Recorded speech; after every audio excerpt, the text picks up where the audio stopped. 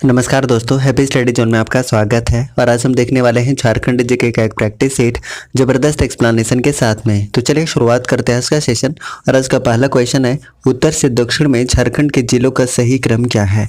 अगर हम मैप को देखने की कोशिश करें तो आपको पता लगेगा कि साहेबगंज है, पाकुड़ है, दुमका है, उसके बाद जामताड़ा है, धनबाद है, बोकारो है। यानी कि ऐसा सीरीज हमें देखने को मिल रहा है। और ऐसे सीरीज के साथ ऑप्शन कौन सा हो जाएगा, तो ऑप्शन नंबर डी इसका बिल्कुल सही आंसर हो जाएगा। So option number D is correct one. साथ ही साथ अगर हम बात करते हैं कि उत्तर से दक्षिण टोटल डिस्टेंस कितना है गाइस, तो 380 किलोमीटर है, 380 किलोमीटर। वहीं पे अगर हम बात करते हैं पूरब से पश्चिम डिस्टेंस की, तो ये कितना है, तो याद रखिएगा 463 है। वहीं पे अगर हम बात करते हैं कि उत्तर में कौन सा राज्य है, तो उत्तर में बिहार है। इधर आपको वेस्ट बंगाल देखने को मिलेगा, इधर ओडिशा है, साथ ही साथ इधर छत्तीसगढ़ देखने को मिलेगा। और यहाँ पर जो एक गढ़वा के साथ सीमा बनाता है, उत्तर प्रदेश। ठीक है, तो क्वेश्चन नंबर फर्स्ट का सही आंसर क्या हो जाएगा, ऑप्शन नंबर डी, यानी कि Sahebganj, Pakur, Dumka, Jamtara. Option number D is correct one. Next बात करते हैं गाइस क्वेश्चन नंबर 2 की। ब्रिटिश सरकार ने किस वर्ष छोटा नागपुर काश्तकारी अधिनियम पेश किया था। इसका करेक्ट आंसर हो जाएगा इस ऑप्शन नंबर डी, यानी कि 1908 में, 11 नवंबर 1908 में। So option number D is correct one. अब देखिए, अगर हम CNT एक्ट की बात करते हैं तो इससे रिलेटेड जितने भी इंफॉर्मेशन है हम सारे के सारे एक साथ डिस्कस कर लेते हैं। तो सबसे पहली बात ये कि कब लागू हुआ था, तो याद रखिएगा 11 नवंबर 1908 को ये लागू हुआ था। प्रारूप की बात करते हैं तो प्रारूप तैयार हो गया था हालांकि 1903 में ही। और ब्लूप्रिंट किसने तैयार किया था, ये कई बार पूछा गया, तो याद रखिएगा ये जॉन एच हॉफमैन ने तैयार किया था।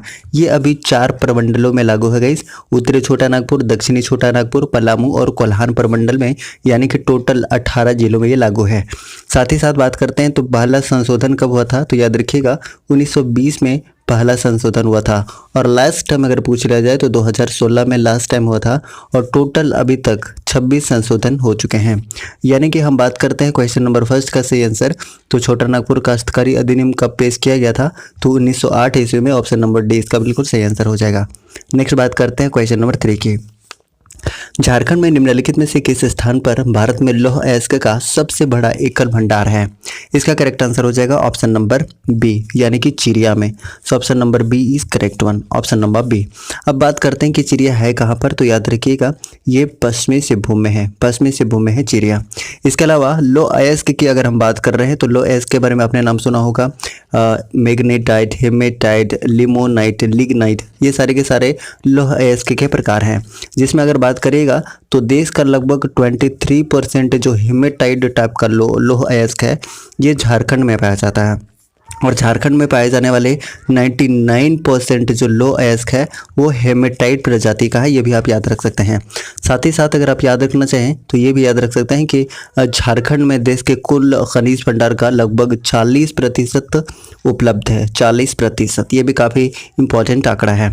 इसके अलावा लौह अयस्क के उत्पादन में झारखंड का पूरे देश में तीसरा स्थान है। और भंडारण में बात करते हैं तो दूसरे स्थान पर है। वहीं पे अगर हम बात करते हैं तांबा के भंडारण में तो झारखंड तीसरे स्थान पर है। और बॉक्साइट के भंडारण की बात करिएगा तो ये 7वें नंबर पे है, ये भी आप याद रख सकते हैं। इसके अलावा पश्चिमी सिंहभूम के जो दक्षिणी भाग है, आप मैप में देख सकते हैं थोड़ा सा, ये जो दक्षिणी भाग आपको दिख रहा है, ये पश्चिमी सिंहभूम का जो दक्षिणी भाग है, ये वाला दक्षिणी भाग, इसमें ज़्यादातर लौह अयस्क देखने को मिलता है। अगर हम एरिया की बात करते हैं तो आपको नोवा मुंडी का खान है, गोवा है, उसके बाद पंसीबुरु है, बादाम पहाड़ है और चिरिया है। तो ये सारे क्षेत्र आपको इस वाले क्षेत्र में देखने को मिलेगा जहाँ पे लौह अयस्क का भंडारण आपको सर्वाधिक देखने को मिलता है। चलिए, तो इस तरीके से क्वेश्चन नंबर 3 का correct answer option number B हो जाएगा, यानी कि चिरिया is correct one, option number B. चलिए नेक्स्ट बात करते हैं क्वेश्चन नंबर 4 की। निम्नलिखित में से कौन सी झारखंड राज्य की महत्वपूर्ण निर्यात फसल है। मेरे ख्याल से इसका आंसर सभी कोई जानते हैं। करेक्ट आंसर क्या हो जाएगा, पपीता। So option number B is correct one, option number B, option number B इसका सही आंसर है। चलिए नेक्स्ट बात करते हैं गाइस क्वेश्चन नंबर 5 की। 5 नंबर क्वेश्चन है, झारखंड राज्य द्वारा पंचायती राज संस्था को मजबूत करने के लिए निम्नलिखित में से कौन सा अधिनियम बनाया गया था। करेक्ट आंसर हो जाएगा ऑप्शन नंबर सी, यानी कि झारखंड पंचायत राज अधिनियम 2001, यानी option number C is correct one. अगर हम बात करते हैं झारखंड में पंचायती राज व्यवस्था की, तो त्रिस्तरीय यानी कि थर्ड टायर पंचायती राज व्यवस्था आपको झारखंड में देखने को मिलेगा। अगर हम पंचायती राज की बात करते हैं तो सबसे पहले 2 अक्टूबर 1959 को ये नागौर राजस्थान में लागू किया गया था। और जो त्रिस्तरीय पंचायती राज व्यवस्था है ये बलवंत राय मेहता की सिफारिश पर आया था। वहीं पे अगर हम 2 स्तरीय पंचायती राज व्यवस्था की बात करते हैं तो अशोक मेहता समिति की सिफारिश पर आया था। साथ ही साथ हम बात करते हैं कि संवैधानिक दर्जा कौन से संविधान संशोधन से मिला था, तो याद रख लीजिएगा 73वां संविधान संशोधन 1992 के द्वारा इसे संवैधानिक दर्जा मिला था। इसके अलावा बात करते हैं तो 24 अप्रैल 1993 को ये लागू हो गया था। इसीलिए 24 अप्रैल को क्या किया जाता है कि पंचायती राज दिवस मनाया जाता है। तो क्वेश्चन नंबर 5 का करेक्ट आंसर क्या हो जाएगा इस option number C. So option number C is correct one. चलिए नेक्स्ट बात करते हैं क्वेश्चन नंबर 6 की। 1857 में झारखंड में किस स्थान से विद्रोह आरंभ हुआ था? इसका सही आंसर हो जाएगा झारखंड के रोहिणी गांव में, देवघर जिला, यानी option number A is correct one. अब बात करते हैं कि 1857 की क्रांति झारखंड में कब स्टार्ट हुआ था, तो याद रख लीजिएगा ये 12 जून 1857 को रोहिणी देवघर से इसकी शुरुआत हो गई थी। जिसमें अगर हम बात करते हैं कि हजारीबाग से नेतृत्वकर्ता कौन थे, तो हजारीबाग से थे सुरेंद्र शाही। हजारीबाग में कब हुआ था, तो ये भी याद रख सकते हैं 30 जुलाई को हुआ था। वहीं पे अगर हम रांची में बात करते हैं तो रांची में नेतृत्व किसने किया था, तो ठाकुर विश्वनाथ सहदेव ने और पांडे गणपत राय ने किया था। कब किया था गाइस, तो 2 अगस्त 1857 को किया था। अगर हम बात करते हैं पलामू में नेतृत्व किसने किया था, तो याद रखिएगा पलामू में नेतृत्व किया था नीलांबर पीताम्बर ने। और नीलांबर पीताम्बर ने कब किया था नेतृत्व, तो ये भी याद रख सकते हैं 26 सितंबर 1858 को इन्होंने नेतृत्व किया था। और नीलांबर पीताम्बर को फांसी कब दी गई थी, ये भी कई बार पूछ लिया जाता है, तो 28 मार्च 1859 को इनको फांसी दे दी गई थी लेस्लीगंज पलामू में इनको फांसी दे दी गई थी। यानी कि क्वेश्चन नंबर 6 का सही आंसर की बात करें, यानी कि 1857 में झारखंड में किस स्थान से विद्रोह प्रारंभ हुआ था, तो इसका करेक्ट आंसर हो जाएगा देवघर के रोहिणी से। सो option number A is correct one, option number A. चलिए नेक्स्ट बात करते हैं गाइस क्वेश्चन नंबर 7 की। झारखंड के निम्नलिखित नेताओं में से किसने 1857 के विद्रोह में अंग्रेजों के खिलाफ लड़ाई लड़ी?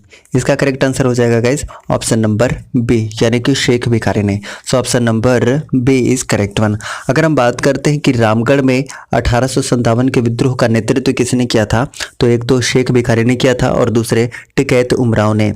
हालांकि चुट्टू पालू घाटी और मांझी में 6 जनवरी 1858 को दोनों गिरफ्तार कर लिए गए और उसके बाद 8 जनवरी 1858 को चुट्टू पालू घाटी रामगढ़ में ये दोनों को फांसी दे दी गई थी। तो ये भी याद रखिएगा कब फांसी दी गई थी, ये डेट कई बार पूछा जाता है, तो याद रख लीजिएगा 8 जनवरी 1858 को फांसी दी गई थी। कहाँ पर दी गई थी, तो चुट्टू पालू घाटी में। ये है कहाँ पर, तो ये है रामगढ़ में। ठीक है गाइस, तो क्वेश्चन नंबर 7 का सही आंसर क्या हो जाएगा, ऑप्शन नंबर बी, यानी कि शेख भिखारी इसका बिल्कुल सही आंसर है। चलिए नेक्स्ट बात करते हैं क्वेश्चन नंबर 8 की। झारखंड में कार्तिक अमावस्या के दौरान निम्नलिखित में से कौन सा त्यौहार मनाया जाता है, तो 8 का करेक्ट आंसर हो जाएगा ऑप्शन नंबर बी, यानी कि बंदना मनाया जाता है। So option number B is correct one, option number B. अगर हम ऑप्शन नंबर ए की बात करते हैं, सरहुल की बात करते हैं, तो सरहुल के बारे में अगर हम बात करें तो सरहुल जनजातियों का सबसे बड़ा त्यौहार माना जाता है, सबसे पहली बात ये। और दूसरी बात ये कि सरहुल को अलग अलग जनजातियों में अलग अलग नाम से जाना जाता है। जैसे अगर हम बात करेंगे कि उरांव जनजाति में सद्दी या खद्दी के नाम से जाना जाता है। अगर हम संथाल जनजाति की बात करें तो बा परब के नाम से जाना जाता है, बा परब के नाम से। और बात करते हैं खड़िया जनजाति में, तो खड़िया जनजाति में जंकोर के नाम से जाना जाता है। वहीं पे अगर हम टूसू त्यौहार के बारे में बात करते हैं, टूसू पर्व के बारे में बात करते हैं, तो ये मकर संक्रांति के समय मनाया जाता है। अगर हम कर्मा की बात करते हैं तो कर्मा कब मनाया जाता है गाइस, ये ज़्यादा इंपॉर्टेंट है, तो ये भादो माह के शुक्ल पक्ष के एकादशी को मनाया जाता है। ठीक है, तो क्वेश्चन नंबर 8 का सही आंसर क्या हो जाएगा, बंदना इसका बिल्कुल सही आंसर हो जाएगा। So option number B is correct one. चलिए नेक्स्ट बात करते हैं क्वेश्चन नंबर 9 की। झारखंड सरकार द्वारा बालिकाओं को वित्तीय सहायता प्रदान करने के लिए हाल ही में निम्नलिखित में से कौन सी योजना शुरू की गई थी, तो 9 का करेक्ट आंसर क्या हो जाएगा, Sukanya Samriddhi Yojana. So option number C is correct one, option number C. अगर हम बात करते हैं कि इसमें टोटल अमाउंट कितना मिलता है गाइस, तो याद रख लीजिएगा 40,000 टोटल वित्तीय सहायता दिया जाता है। अच्छा, इस योजना का उद्देश्य क्या है? इसका उद्देश्य है कि जितनी भी बालिका हैं उसके ड्रॉप आउट दर को कम करना और मातृत्व मृत्यु दर को भी कम करना इसका मुख्य उद्देश्य है। इसके अलावा अगर हम बात करते हैं मुख्यमंत्री लाडली योजना की, तो ये कब स्टार्ट हुआ था गाइस, तो 15 नवंबर 2011 को ये स्टार्ट हुआ था। इसके अलावा मुख्यमंत्री कन्यादान योजना की बात करते हैं तो ये भी काफ़ी ज़्यादा इंपॉर्टेंट है।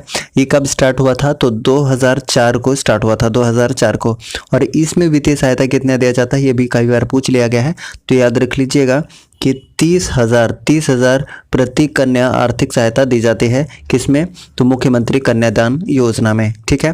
इसके अलावा अब बात करते हैं क्वेश्चन नंबर 10 की। झारखंड राज्य में रहने वाले विकलांग लोगों के लिए झारखंड सरकार द्वारा निम्नलिखित में से कौन सी पेंशन योजना शुरू की गई थी?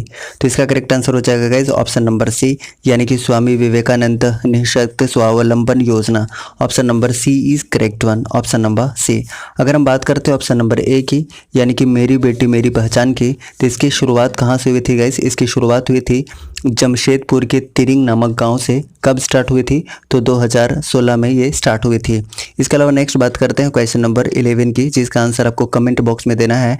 11 नंबर क्वेश्चन है, 2011 के जनगणना के अनुसार 2001 से 2011 के दशक के लिए झारखंड की पुरुष जनसंख्या साक्षरता दर क्या है? इसका सही आंसर आपको कमेंट बॉक्स में बताना है। इस तरीके से टोटल 10 क्वेश्चन हमने कंप्लीट कर लिया है।